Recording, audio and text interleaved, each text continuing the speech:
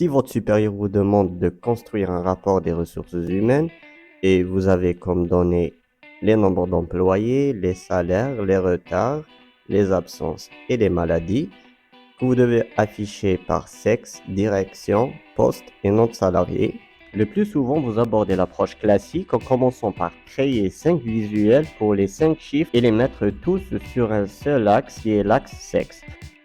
Ensuite, vous allez afficher les mêmes chiffres sur 5 autres visuels par l'axe direction.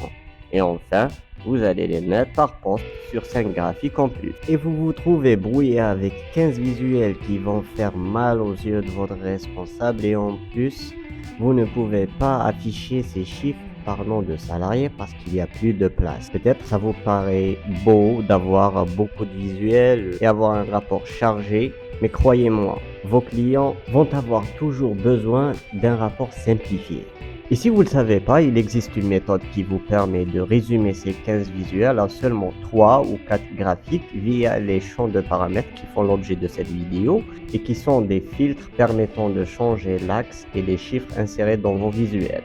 Si vous voulez apprendre cette méthode, regardez la vidéo jusqu'à la fin. Et si vous voulez plus de techniques sur Excel et Power BI, encouragez-moi avec un grand like. Abonnez-vous à ma chaîne YouTube Ahmed Dounastat et partagez à vos amis.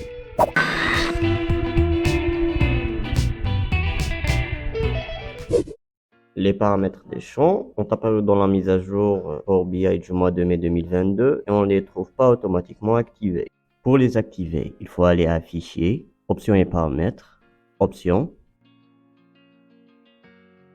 On va à la section Fonctionnalités et préversion et on coche Paramètres de champ.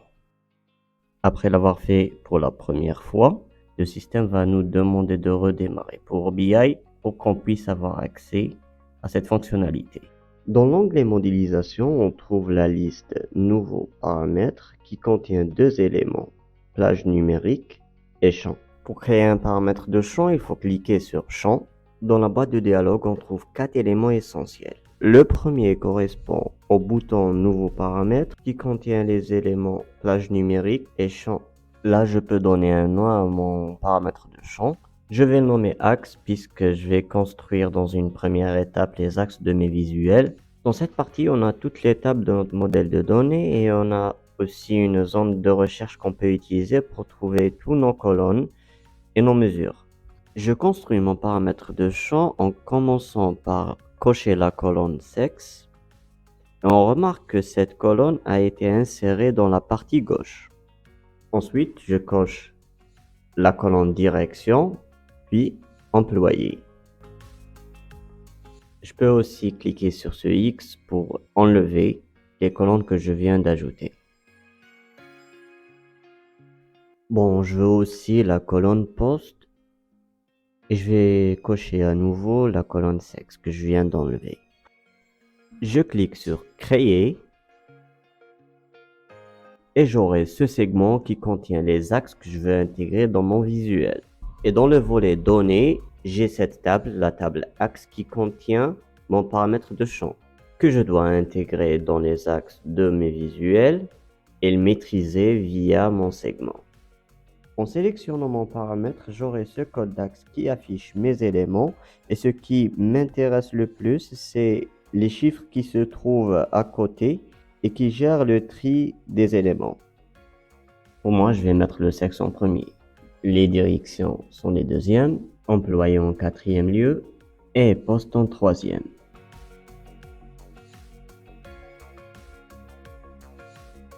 Si jamais j'ai supprimé mon segment de paramètres de champ par erreur, je peux le recréer. Je dois d'abord cocher mon paramètre de champ et Power BI va me le donner sous forme tabulaire. Je clique sur le générateur d'objets pour le rendre en tant que filtre. Et pour l'utiliser correctement, je dois aller aux paramètres pour le mettre en sélection simple. Et avec cette option, je peux sélectionner un seul élément à la fois. Je peux changer le style du segment dans la partie options des paramètres du segment. Je peux le mettre en liste verticale comme il est maintenant. Je peux le mettre aussi en vignette et je peux le mettre en liste déroulante. Mais pour mon cas, je préfère vignette.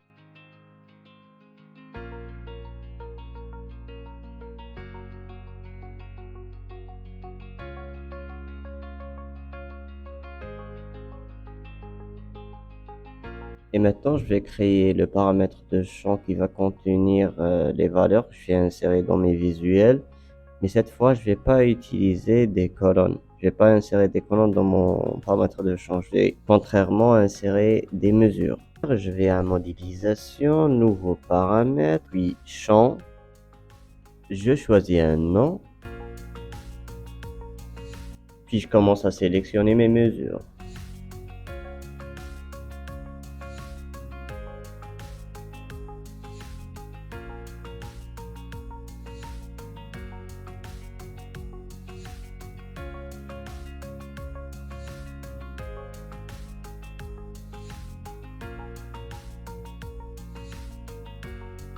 Une fois que j'ai sélectionné toutes les mesures que je voulais, je clique sur Créer.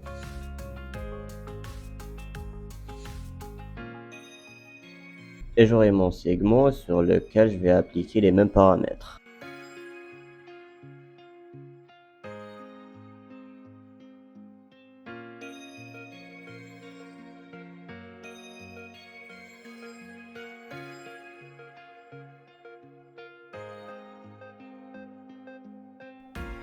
Et je commence à créer mes graphiques. Mon premier visuel sera le diagramme en secteur.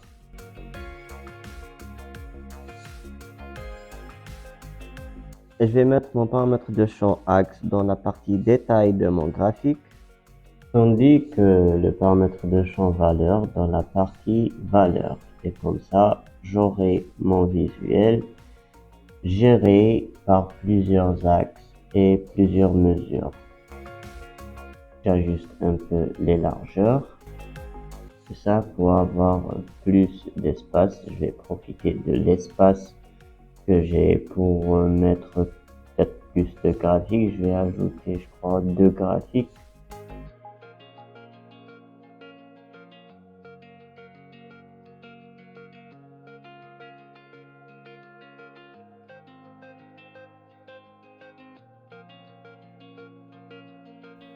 Comme vous voyez, mon graphique interagit avec mes segments, autrement dit avec mes paramètres de champ. Lorsque je sélectionne une autre mesure, les valeurs sont en train de changer.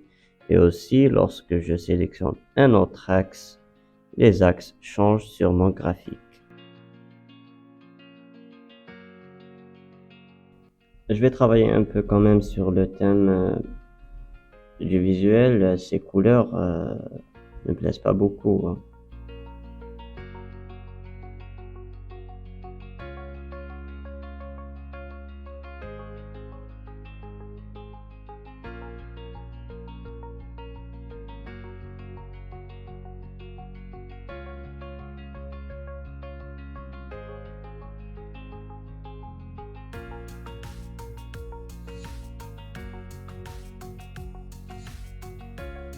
Et je commence à créer mes 3 autres visuels.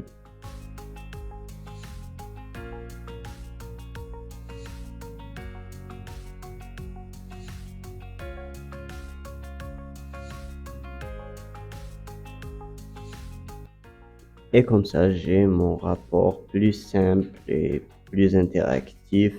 Et c'est toujours mieux que d'avoir un rapport trop chargé. Voilà. Si cette vidéo vous a plu, laissez-moi un like et un beau commentaire. Et si mon contenu vous intéresse, je vous invite à vous abonner à ma chaîne YouTube Ahmed Lounes Stad et je vous invite aussi à me suivre sur LinkedIn. On se retrouve dans une nouvelle vidéo. Bye bye.